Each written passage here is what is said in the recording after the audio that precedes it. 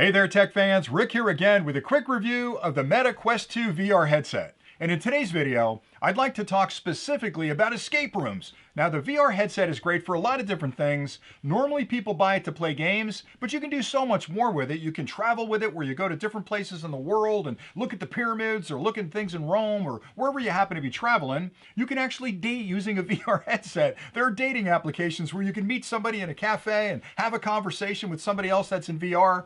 But one of my favorite things to do with this is to play escape room games. Now, I don't know if you're a fan of escape rooms or even know what escape rooms are, but essentially when you go to an escape room, you're in a building and there's multiple escape rooms, and you and friends or maybe family members go into this room and they lock the door. And they give you about an hour to figure out the clues that'll unlock the door. So there's all kinds of different themes. It might be a detective agency. It could be a record shop. It could be who knows what. There's a lot of different themes out there.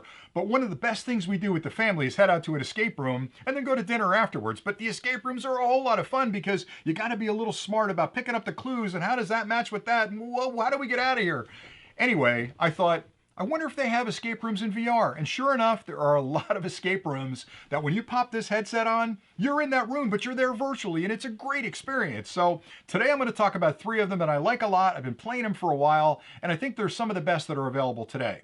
So the first that I'm going to mention, and this is the most popular one whenever I talk to anybody about escape rooms, it's called the Room VR. And there are 4 rooms in there, and there's a good diversity of what you're doing inside there. But essentially, you're a Victorian detective that's looking for a missing Egyptologist. So the Egyptologist is gone, and you've got clues in the room where you got to find this guy. And as you go through the room, there's all kinds of puzzles you have to solve and different things you have to look for in the room to sort of unlock all the clues that it's going to take to actually solve this mystery. And the graphics are phenomenal. They're kind of, they're old school graphics, but the detail in that room is absolutely amazing. And I promise you, once you slide the VR headset on, 30 seconds in, you're going to feel like you're in that room walking around solving all these puzzles. So that's a great one.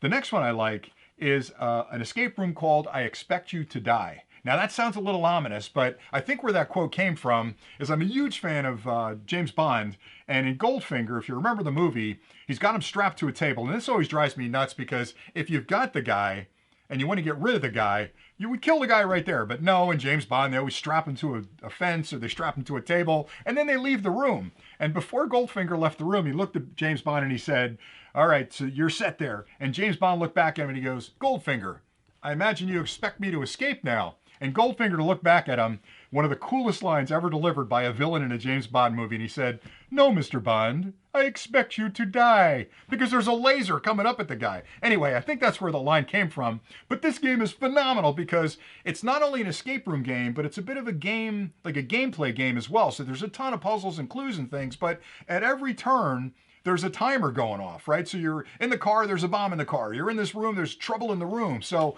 it's a constant succession of dangerous situations that you have to get out of. So it's not just a linear hour to get through the game. It's like every couple of minutes there's something going on that you need to avoid. So that's a great one. That's also a good one that's a little bit more complicated than a lot of other the escape rooms out there. So that's important. And then the third one I want to talk about, which is a great family game because a lot of these escape rooms for younger kids are a little bit tough because there's a lot going on in there. And somebody like me that's an adult, I'm looking for all those nerdy details and I'm really good with attention to detail. But if you've got young kids at home, they're a little bit too complicated for them. So the one that I like for the kids is called Floor Plan 2.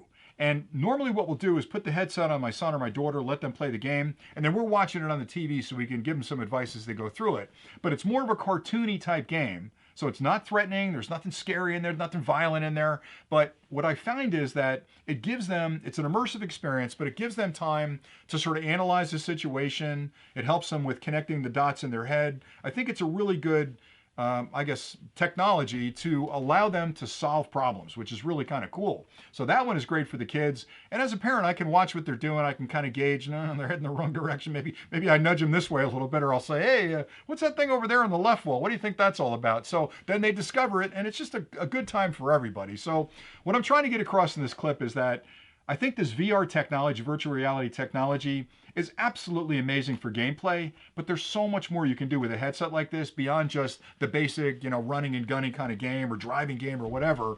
And I've used it for so many things. I've used it to examine areas that I'm going to travel to so I understand what streets connect where, and I talked about that in another video. I've used it for other applications like going to the movies where you can watch a movie or a concert, but this escape room application of this technology is absolutely amazing. So if you can't get out that night with the family and you're itching for some kind of puzzle to solve, try one of the three that I talked about. I'm sure you're going to love them. So hopefully you found this review helpful. Thanks an awful lot for watching. And as always, stay nerdy.